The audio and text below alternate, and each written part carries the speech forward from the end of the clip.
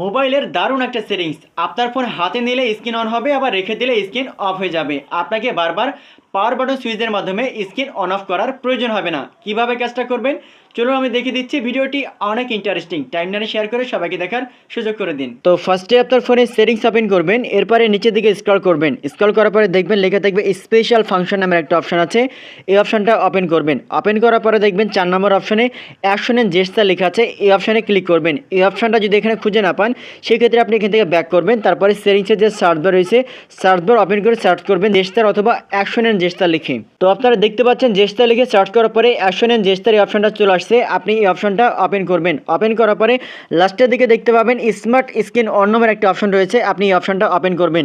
এই অপশনে আসার পর একটা অ্যানিমেশন ভিডিও দেখতে পাচ্ছেন, ফোনটা হাতে নেওয়া মাত্র স্ক্রিন অন হয়ে যাচ্ছে, আবার রেখে দেওয়া মাত্র স্ক্রিনটা অফ হয়ে যাচ্ছে। সো আপনি যদি এই সেটিংসটা করতে চান, এটা অফ করা থাকবে, এটা অন করবেন, তাহলে পাওয়ার বাটন সুইচ আপনাকে বারবার ব্যবহার করতে হবে না। পাওয়ার বাটন সুইচ ছাড়াই আপনি হাতে নেওয়া মাত্র স্ক্রিনটা অন হবে, আবার রেখে দেওয়া মাত্র স্ক্রিনটা অফ হয়ে যাবে। অনেকের ফোনে কিন্তু অন্য অপশনে থাকতে পারে, আপনারা খুঁজে বের করবেন। আবার কিছু কিছু ফোনে এই অপশনটা নাও থাকতে পারে, যাদের ফোনে থাকবে শুধুমাত্র তারা এটা কাজ করতে পারবেন।